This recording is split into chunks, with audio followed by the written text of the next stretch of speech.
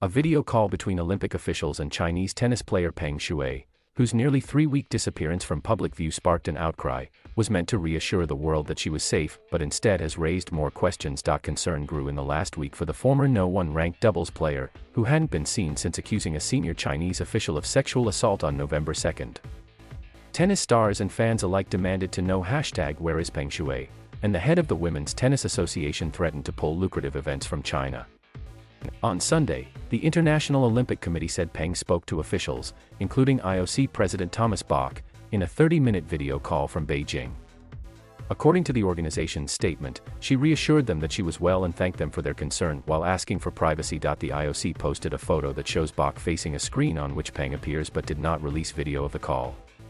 On the same day, China Open posted videos and photos of her appearance at a youth tennis tournament in Beijing that morning. The photos and the IOC's short statement, which offered few details and no follow-up on her allegations, seem unlikely to close the door on Peng's case, and are already increasing criticism of the sports body's decision to push ahead with the Beijing Winter Olympics, which open on February 4. Even after the statement was published Sunday, the WTA repeated what Chairman and CEO Steve Simon has been saying for more than a week, calling for a full, fair, and transparent investigation without censorship.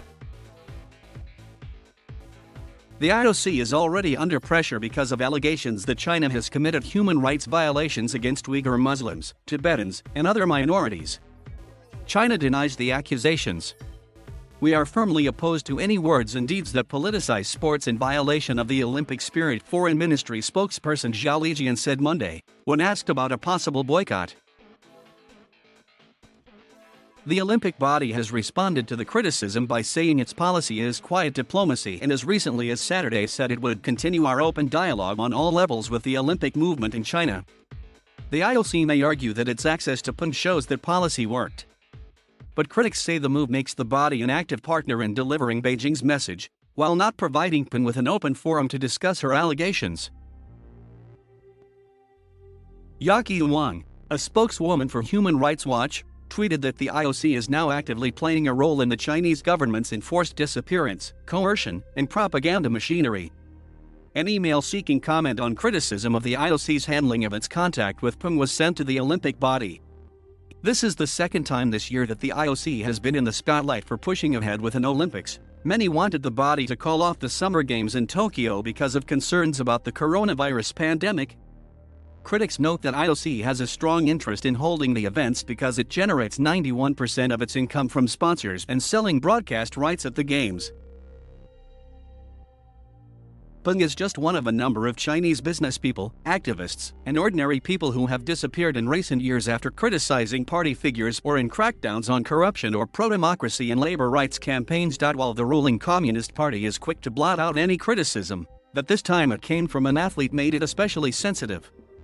State media celebrate athletes' victories as proof the party is making China strong, and the party is vigilant about making sure they cannot use their prominence in public appeal to erode its image.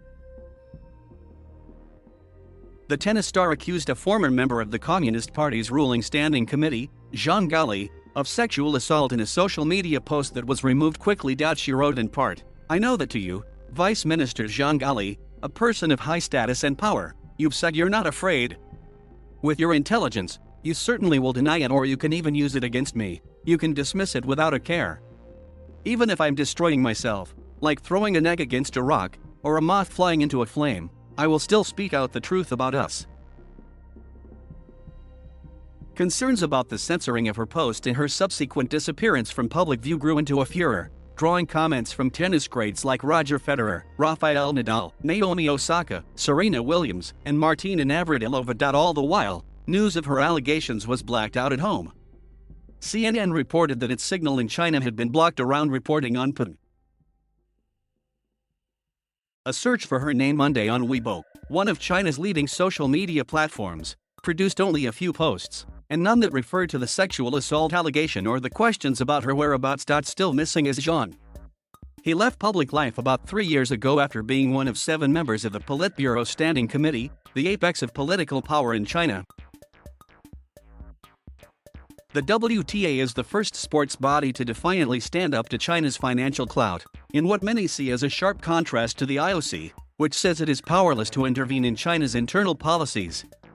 The statements make the IOC complicit in the Chinese authorities' malicious propaganda and lack of care for basic human rights and justice. Global Athlete, a lobby group for athletes, said in a statement. The IOC showed a complete disregard for allegations of sexual violence and abuse against athletes, the statement said. By taking a nonchalant approach to Peng Shuai's disappearance and by refusing to mention her serious allegations of sexual assault, IOC President Thomas Bach and the IOC Athletes Commission demonstrate an abhorrent indifference to sexual violence and the well-being of female athletes.